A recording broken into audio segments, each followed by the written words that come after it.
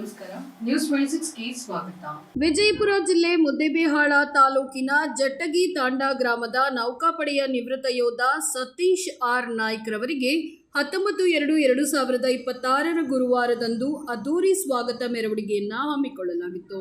ಸ್ಥಳ ಕಾರ್ಗಿಲ್ ಮೈದಾನ, ಹಳೆ ತಹಶೀಲ್ದಾರ್ ಆಫೀಸ್ ಹತ್ತಿರ, ಮುದ್ದೇಬಿಹಾಳ. ಸತೀಶ್ ಆರ್ ನಾಯ್ಕ್ ರವರು 30/1/2011ರಲ್ಲಿ ಕಾರವಾರ ನೌಕಾನೆಲೆಯಾದ INS ಕದಂಬದಿಂದ ಆಯ್ಕೆಯಾಗಿ ಭಾರತೀಯ ನೌಕಾಸೇನೆಯಲ್ಲಿ ಸಂಚರಣೆ ಇಲಾಖೆಯ ಮುಖ್ಯಸ್ಥರಾಗಿ ಸುದೀರ್ಘ 15 ವರ್ಷಗಳ ಸೇವೆ ಸಲ್ಲಿಸಿ ಮರಳಿ ಸ್ವಗ್ರಾಮಕ್ಕೆ ಆಗಮಿಸುತ್ತಿರುವ ಸತೀಶ ಆರ್ ನಾಯ್ಕ್ ಯೋಧರವರಿಗೆ ದೇಶದ ಗಡಿ ಹಾಗೂ ಕಡಲ ಭದ್ರತೆಗಾಗಿ ತಮ್ಮ ಜೀವನವನ್ನೇ ಮುಡುಪಾಗಿಟ್ಟು ಸೇವೆ ಸಲ್ಲಿಸಿದ ನಿವೃತ್ತ ನೌಕಾಪಡೆಯ ಯೋಧರಿಗೆ ಇಡೀ ಮುದ್ದೇಬಿಹಾಳ ತಾಲೂಕಿನ ಜನತೆ ಭವ್ಯ ಸ್ವಾಗತಕ್ಕೆ ವೇದಿಕೆಯನ್ನ ತಯಾರಿಸಿದ್ದು, ಇವರಿಗೆ ಇಡೀ ಮುದ್ದೇಬಿಹಾಳ ತಾಲೂಕಿನ ಜನ ಅಭಿನಂದನೆಯನ್ನ ಸಲ್ಲಿಸಿದ್ದಾರೆ. ದೇಶದ ರಕ್ಷಣೆ ಮಾಡುವ ನಿಜವಾದ ಕಣ್ಣಿಗೆ ಕಾಣುವ ದೇವರು ಅಂದ್ರೆ ನಮ್ಮ ಸೈನಿಕರು.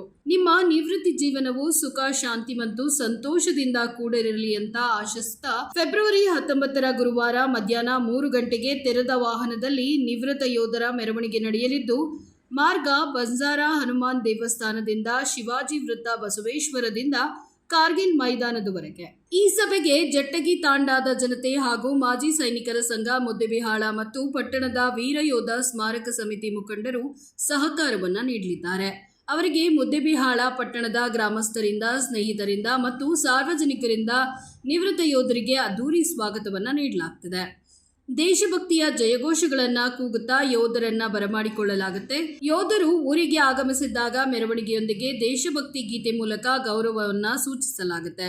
ಶುಭ ಕೋರುವವರು ಅಕ್ಷಯ್ ನಾಡಗೌಡ, ವಿಶಾಲ್ ಚಂದ್ರಶೇಖರ್ ಲಮಾಣಿ, ಬಂಜಾರಾ ಯುವ ಮುಖಂಡರು ಆಕಾಶ್ ರಾಠೋಡ, ಸಚಿನ್ ಚೌಹಾಣ, ಅನಿಲ್ ರಾಠೋಡ, ಶಿವರಾಜ್ ರಾಠೋಡ್, ಸ್ನೇಹಿತರು, ಜಟ್ಟಗಿ ತಾಂಡಾದ ಸಮಸ್ತ ಗುರು ಹಿರಿಯರು ಹಾಗೂ ಯುವಕರು ಶುಭಾಶಯವನ್ನ ತಿಳಿಸಲಿದ್ದಾರೆ. ವರದಿ ಅಪ್ಪು ರಾಠೋಡ್, ನ್ಯೂಸ್ 26 ಕನ್ನಡ, ಮುದ್ದೇಬಿಹಾಳ.